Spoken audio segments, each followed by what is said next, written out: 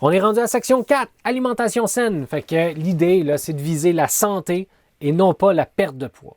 Parce que de toute façon, c'est pas nous autres qui va décider où est-ce qu'on va le perdre, ce poids-là. Fait que pensez à ceux que vous admirez dans la vie, là, puis ceux là, qui vous inspirent. Des gens là, que quand vous pensez à eux, là, vous avez le sourire, puis ils vous donnent le goût de continuer. Bien, ces gens-là que vous admirez, là, parmi leurs caractéristiques, là, y a-t-il l'IMC dedans? Penserais pas. C'est bien rare qu'on admire du monde à cause de leur IMC ou leur poids. Fait que gardez ça en tête. C'est pas ça le but dans la vie. Fait que Santé Canada, ce qu'elle promouvoit pour que les gens soient en santé, c'est simplement de manger diversifié et suffisamment des groupes alimentaires. Avant, c'était les 4 groupes. Là, c'est rendu 3. On y verra plus tard. La gang de nutritionnistes de l'Université de Montréal, chez extenso.ca, eux autres, ils disaient légumes à volonté. Amusez-vous, il y a très peu de calories là-dedans, beaucoup de fibres, ça reste pogné dans le système digestif. Fait que là, vous avez plus faim parce que votre estomac est gonflé, vos intestins sont pleins. Fait que ça enlève la faim, c'est formidable. Let's go, mangez des légumes à volonté. Si vous avez à manger du pain, prenez des grains entiers. Vous allez avoir des fibres là-dedans. Ces fibres-là vont jamais dans votre système digestif. Fait que vous allez avoir plus faim. Let's go. Vous pouvez en prendre du pain, mais à grains entiers. Essayez de prendre des protéines à chaque repas. C'est les protéines qui sont digérées dans votre estomac. Fait que ça reste plus longtemps dans votre estomac. Fait que vous envoyez votre influx nerveux plus longtemps. Ça vaut la peine. Puis en plus, vous allez chercher vos acides aminés. Puis évitez les calories en excès. Fait que pâtisserie, chips, aliments frits, boissons gazeuses, du jus. C'est pas mal de calories gratuites que vous prenez d'un coup sans jamais jouer sur votre satiété. Tu sais, quand vous calez un 2 litres de 7-Up, là, flat, parce que sinon les rots qui vont sortir de là. Quand vous calez donc un jus, un 2 litres de jus d'une shot, mais Caroline, vous ne remplissez pas votre estomac, il se vide aussi vite. Vos intestins, ils se vident aussi vite. Fait que vous envoyez encore de la gréline. Vous n'envoyez pas de cholécystokinine. Vous avez encore faim, puis pourtant, les calories comptent. Fait que c'est comme des calories gratuites qui sont touchées. Un peu la même chose pour des chips ou des pâtisseries. Là. Fait que dans tous ces exemples-là, ce sont donc des aliments qui n'apporteront pas de satiété, puis pourtant, tout plein de calories. Puis l'alcool, ben en modération, parce que comme du jus, il y a tout plein de calories dans l'alcool. Puis variez. Faites-vous plaisir. Changez une fois de temps en temps. Faites pas juste manger des pommes et du gruau, le Magnon Stan. Je vous le dis d'expérience. Puis surtout, apprenez à écouter votre faim. Prenez le temps. T'sais, prendre le temps de manger à table, là, c'est entre autres, c'est pas juste prendre le temps de prendre des nouvelles de vos amis, de votre famille, de lire un livre ou de prendre le temps d'apprécier le moment présent, mais c'est aussi de donner le temps à votre cerveau d'entendre les signaux de la faim qui vont vous amener à satiété. Donc, prenez le temps, puis des portions raisonnables. Parce que si vous prenez des grosses portions, puis que vous mangez d'une shot, puis que vous n'avez pas le temps d'entendre les signaux de satiété, bah, vous allez avoir mangé trop de calories. Fait que des trucs pour bien manger. Extenso, lui, suggère pour les repas rapides de se garder au congélateur ou au frigo des légumes, des pâtes ou du riz cuit, du fromage râpé, des légumineuses ou du poisson en conserve. Comme ça, vous avez faim là, ben vous ne sauterez pas sur le sac de chips. T'sais, c'est un peu ça l'avantage du sac de chips, c'est que tu l'ouvres, c'est déjà prêt. Quand tu as faim là, c'est le fun que quand tu ouvres le frigo, ça soit déjà disponible. Fait que si tu as du fromage râpé à mettre super vite sur des pâtes qui sont déjà cuites, puis une sauce tomate, tu mets ça au four micro-ondes, 2 minutes après, bang, ton repas est prêt. Ça ne bat pas le sac de chips, mais quand même, c'est pas si pire, pas besoin d'attendre trop longtemps. Fait que si vous pouviez avoir vos trucs à vous pour être capable de manger rapidement, combler votre faim, ça aide.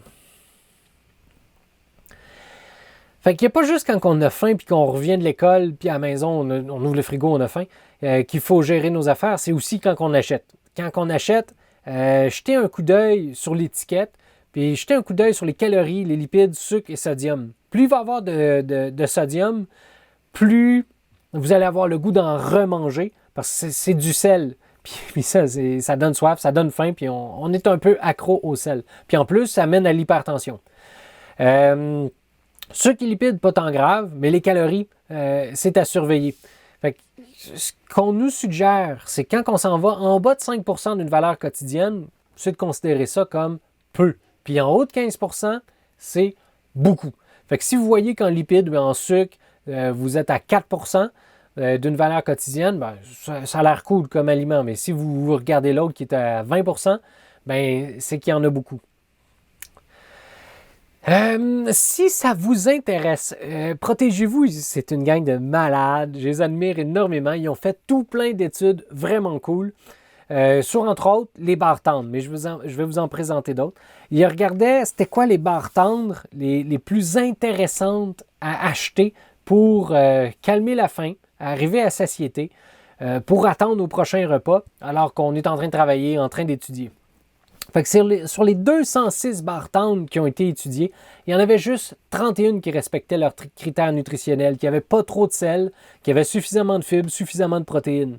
Puis il y en avait juste 3 qui respectaient leurs critères élevés. Fait que la majorité des barres tendres qui sont à vendre, là, c'est des desserts. C'est bourré de calories, puis tu manges ça, puis tu as encore faim après.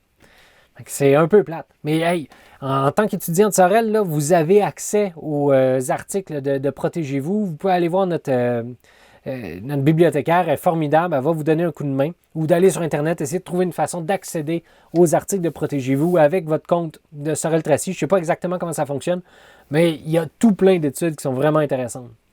Fait que leurs critères nutritionnels, c'était pas trop de sucre, de sodium, de gras, puis pas trop de calories, puis le plus de protéines et de fibres possible. Parce que c'est les protéines et les fibres qui vont jamais dans votre système digestif, puis ça va donner le temps à l'influx nerveux, à la cholécystokinine, de monter à votre cerveau, puis vous dire, OK, là, c'est correct, là, on n'a plus faim. Les salades, méfiez-vous, ils ne sont pas toutes bonnes pour la santé. Hey, prenez une salade César là, avec en masse de maillots dedans, là.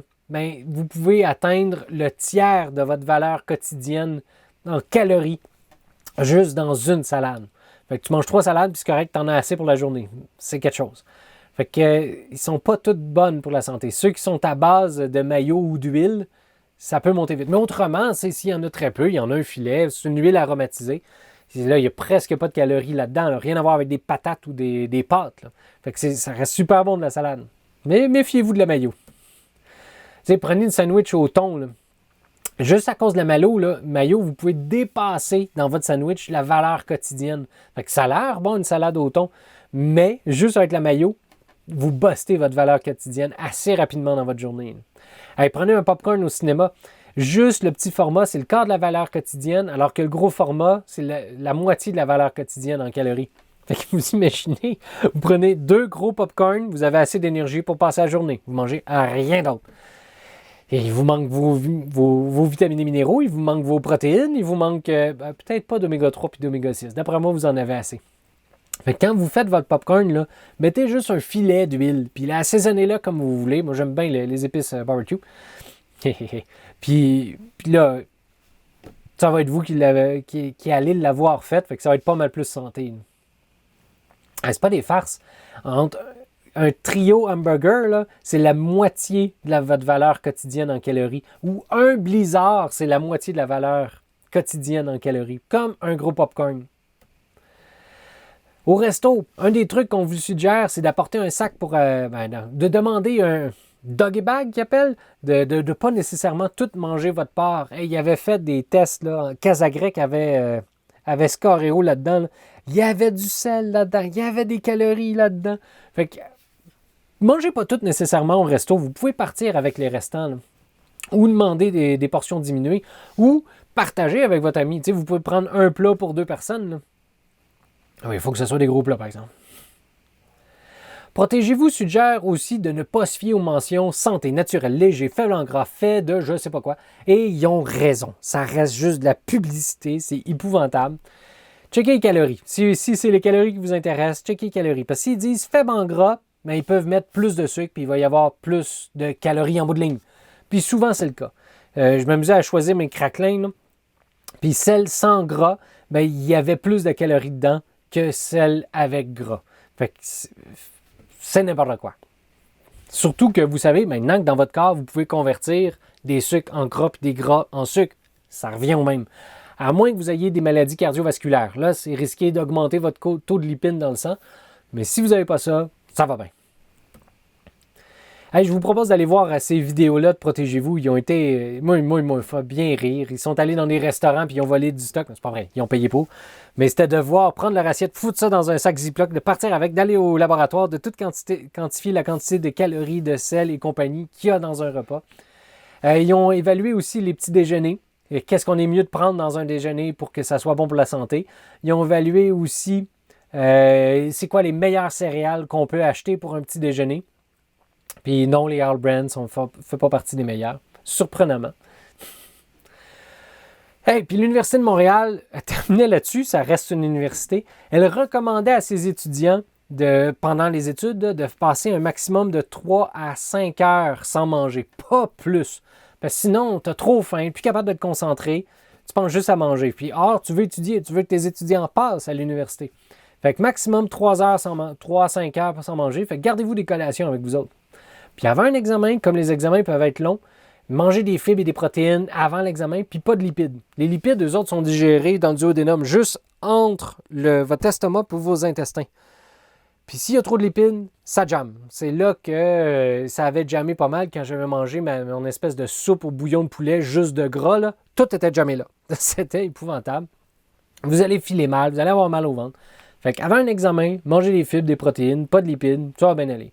Puis il vous suggérait 3 repas, je vous demande pardon, avant de faire un examen, où vous avez protéines, fibres et compagnie là, pour pouvoir bien attaquer votre examen.